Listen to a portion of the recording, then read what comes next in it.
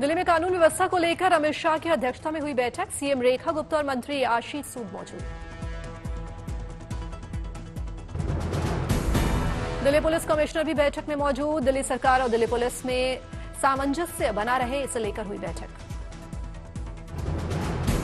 विपक्ष नेता आतिशी ने विधानसभा स्पीकर विजेंद्र गुप्ता को लिखी चिट्ठी। बोले, विधानसभा में विपक्ष के विधायकों के साथ अन्याय हुआ।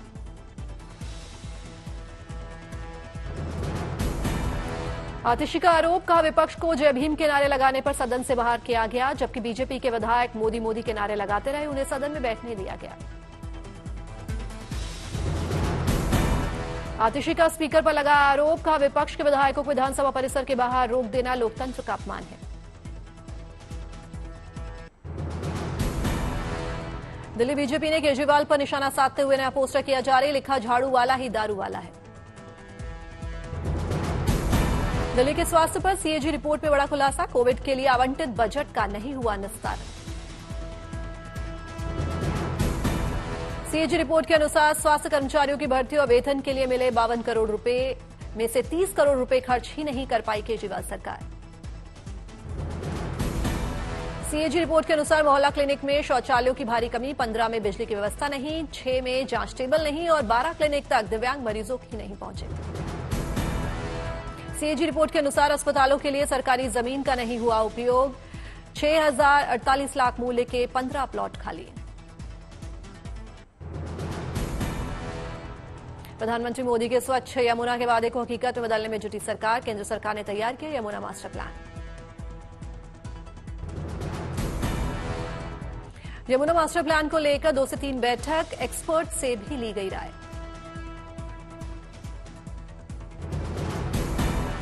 साबरमती रिवरफ्रंट बनाने वाले एक्सपर्ट से भी ली जा चुकी है सलाह। केंद्र सरकार यमुना सफाई के वादे को समय सीमा के भीतर मिशन मोड पर करेगी शुरू।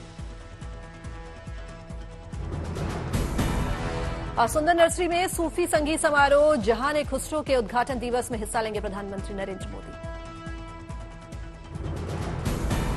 प्रधानमंत्री मोदी से मिली यूरोपीय यूनियन प्रेसिडेंट वोन डेर लेयन। भारत ईयू रणनीतिक संबंधों पर हुई चर्चा।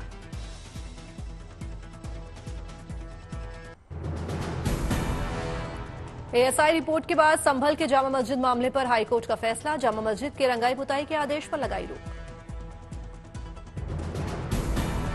हाईकोर्ट ने मस्जिद कमेटी को सिर्फ साफ सफाई की दी इजाजत। कहा, भी साफ सफाई की जरूरत।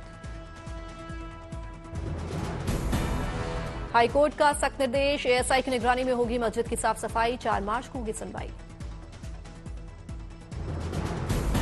संभल के जामा मस्जिद पहुंचा न्यायिक आयोग। चौथी बार संभल हिंसा कर रही है जांच। आयोग के सामने संभल के जिलाधिकारी राजेंद्र पेंसिया, एसपी के बिश्नोई और एसडीएम वंदना मिश्रा का दर्ज होगा बयान। हिंसा के दिन 3 अधिकारी घटनास्थल पर थे मौजूद। नीतीश के बेटे की राजनीति में एंट्री को लेकर बोले तेजस्वी यादव। कहा, कुछ लोग चाह रहे हैं कि निशांत किसी भी हालत में राजनीति में न आए। तेजस्वी यादव ने बीजेपी पर लगाया बड़ा आरोप। कहा, जेडीयू बीजेपी में कुछ लोग मीटिंग कर रहे हैं कि निशांत राजनीति में न आए ताकि बीजेपी जेडीयू को हड़प ले।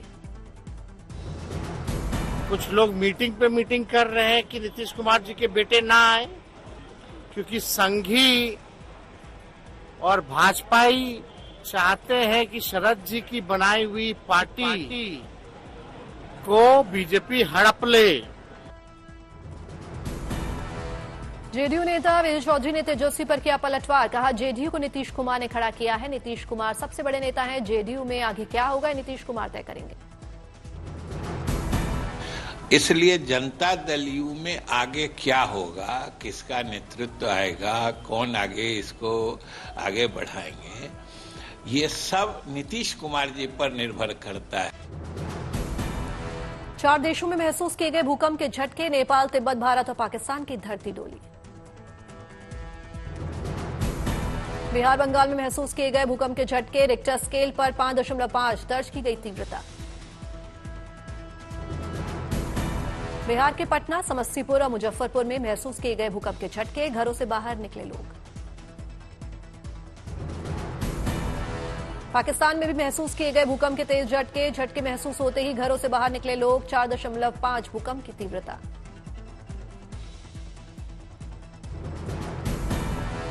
नेपाल पाकिस्तान के बाद तिब्बत में भी हिली धरती, 4.1 तीव्रता का आया भूकंप।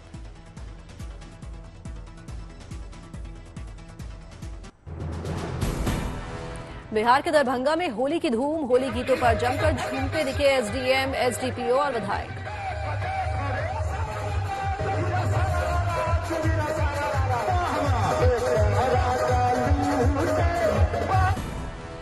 मथुरा में होली को लेकर डीएम चंद्रप्रकाश सिंह ने अधिकारियों और लोगों के साथ की बैठक, लोगों से की पर्व को शांतिपूर्ण मनाने की अपील। मुजफ्फरपुर में बाबा गरीबनाथ के दरबार में पहुंचे डिप्टी सीएम विजय कुमार सिन्हा, विधि विधान से किया पूजा पाठ। मंडी में अंतर्राष्ट्रीय शिवरात्रि महोत्सव का शुभारंभ, 5 मार्च तक चलेगा ये महोत्सव। अंतर्राष्ट्रीय शिवरात्रि महोत्सव में भगवान शिव और पार्वती की निकाली गई शोभा यात्रा, बड़ी संख्या में भक्ति गीतों पर झूमते दिखे भक्त।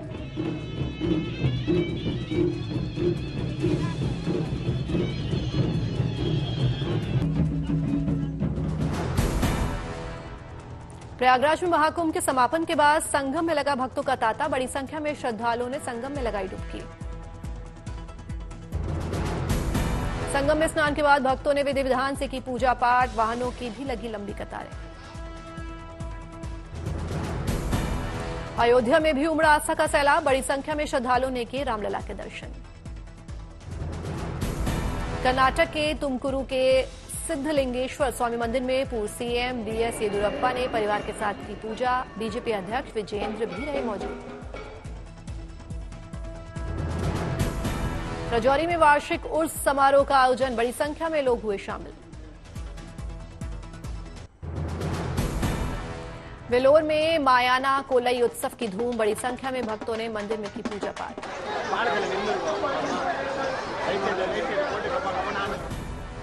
मायाना कोलई उत्सव में दिखी तमिलनाडु की संस्कृति, पारंपरिक विधि विधान से भव्य तरीके से निकाला गया भगवान का जुलूस। आगरा में ताज महोत्सव का भव्य समापन, यूपी के मंत्री जयवीर सिंह हुए शामिल।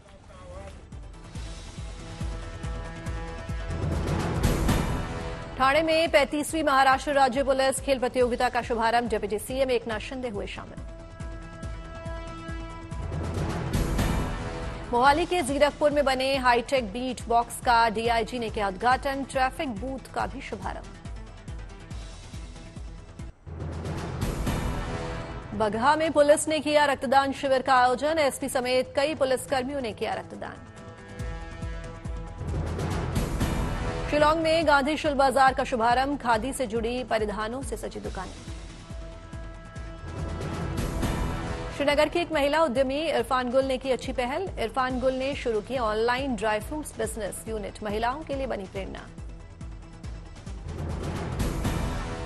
हैदराबाद में एचसीएल टेक्स नए वैश्विक डिलीवरी केंद्र की शुभारंभ, सीएम रेवंत रेड्डी ने की शिरकत। तंजावुर में केंद्रीय मंत्री वी सोमन्ना ने तंजावुर रेलवे जंक्शन का किया निरीक्षण, यात्रियों की सुरक्षा को लेकर दिए कई निर्देश।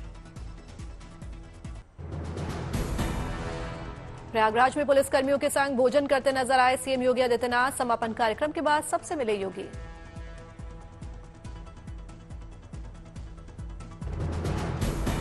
प्रयागराज में सीएम योगी आदित्यनाथ ने की पुलिसकर्मियों से बातचीत, उनके लिए छुट्टी और बोनस का किया ऐलान। कर्नाटक में हुबली के धारवाड़ में आयोजित की गई श्री सीदारूढ़ा मठ की सालाना सेरेमनी, 3 लाख से भी ज्यादा श्रद्धालुओं ने लिया हिस्सा।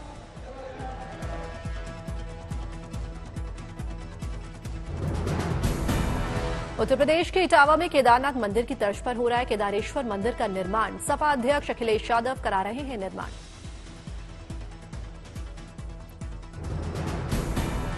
तमिलनाडु के नीलगिरी की ऊटी में ग्रिफॉन वोल्टर पक्षियों की जनगणना का काम शुरू, कम हो रही संख्या को देखते हुए जनगणना का फैसला।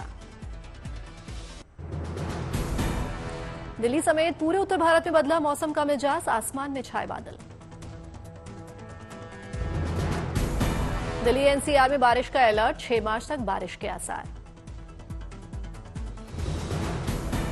उत्तराखंड में भारी बारिश और बर्फबारी का अलर्ट, मौसम विभाग ने की लोगों से सतर्क रहने की अपील। उत्तराखंड के कई इलाकों में बर्फबारी का दौर जारी। गंगोत्री धाम में रिकॉर्ड 4 फीट तक जमी बर्फ की मोटी चादर। लाहौल और स्पीति में भारी बर्फबारी जारी, तापमान में आई भारी गिरावट।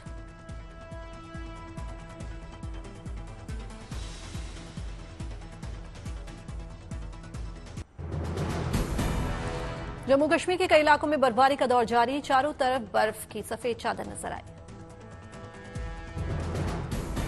राजौरी में भारी बर्फबारी से चारों तरफ दिखी बर्फ की मोटी चादर। भारी बारिश के चलते कई नदियां उफान पर।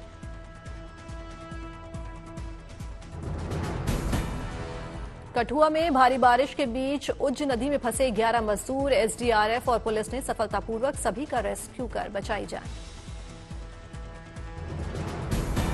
बागेश्वर में बारिश का ऑरेंज अलर्ट जारी, सुबह से हो रही है बारिश, स्कूल किए गए बंद। देहरादून में भी बदला मौसम का मिजाज, कई इलाकों में हो रही है लगातार बारिश। जम्मू कश्मीर के पुंछ के कलाई गांव में नदी में कार गिरने से 7 लोग घायल, अस्पताल में एडमिट कराए गए घायल। पुंछ पुलिस के मुताबिक कार में सवार थे 12 लोग, 5 लापता लोगों के लिए सर्च ऑपरेशन जारी। ऋषिकेश के पास जानकी झूला घाट पर गंगा का जलस्तर बढ़ने से 100 श्रद्धालु टापू पर फंसे, जल पुलिस ने बचाई जान।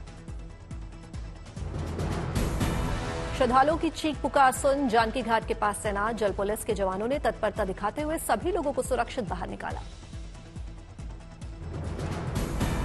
हिमाचल के नारकंडा में शिमला पुलिस ने किया भारी बर्फबारी के बीच फंसे सैलानियों का रेस्क्यू।